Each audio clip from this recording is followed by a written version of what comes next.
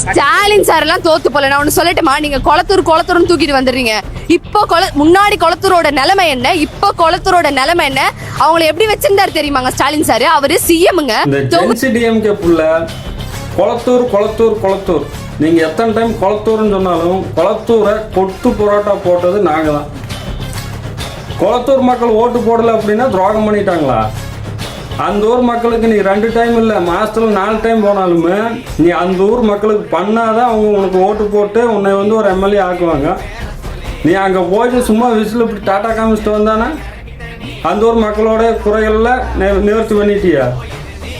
உன்னால் நிவர்த்தி பண்ண முடியாதங்காட்டி தானே நீ வேணாம், இந்த ஸ்டாலின் அவர்கள் வேணாம் அப்படின்னு சொல்லி காரி துப்பி அனுப்புனாங்க.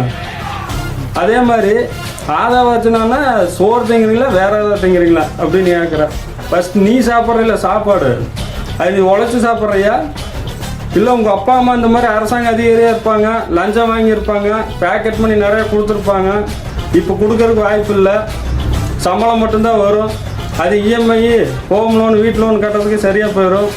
அதனால் வந்து அவங்க கதறாங்க, அதனால் நீங்கள் கதறிட்டு இருக்கிற